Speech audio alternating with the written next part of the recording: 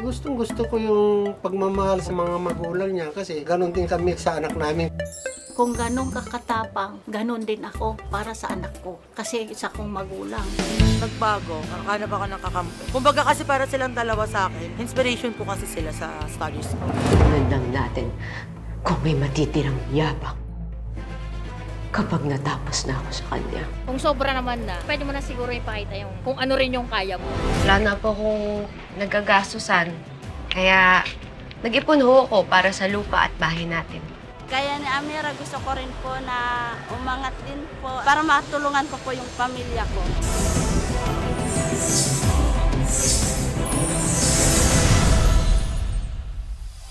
Ako po si Jam, magkulang. Office aide po.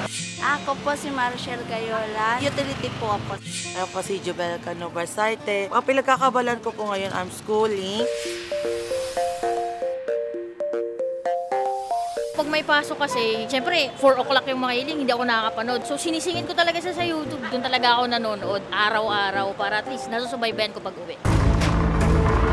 Araw-araw, talagang yung eksena talagang paggrabe ng paggrabe. Lalo na idol kasi Christopher Martin. Bilang kontrabida siya doon, medyo nakakainis nga lang, pero yun yung karakter niya Nung elementary ako, parang may save din akong classmate Lagi akong binubuli. Kasi lagi niya akong tinatawag, suntukin niya ako dito. Siyempre, di ba, sa'yo ng bully yun?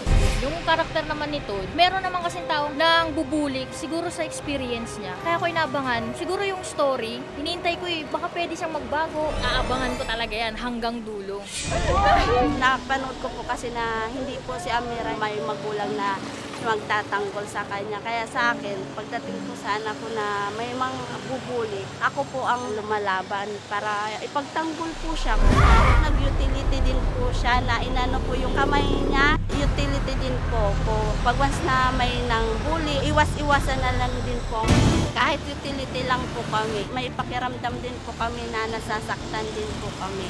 Kaya ni Amira, gusto ko rin po na umangat din po para matulungan ko po yung pamilya ko.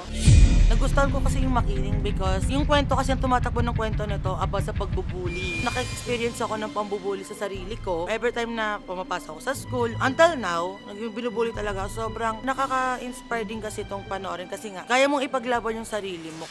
Tingin kasi ng tao, may ano siya, apan kami wala. Sa totoo lang, sobra siyang talino kasi baby menopause siya. Siyempre ikaw magulang, maglaban mo siya. Ito ang pinakamaganda. Wow! Ano pong masasabi niyo doon na parang isa yung Makiling sa inspirasyon niya? Numero 1 siyang taga ng Makiling kasi tinasabi niya, Daddy, pupunta ako ng GMA, manonood ako. Sabi ko, sige. Dahil ayoko malaman nilang totoong pinagdaanan ko. Ako personally, magpapasalamat ako sa Makiling kasi nakahanap talaga ako ng kakampi. Ngayon, sila naman paglalaruan ko.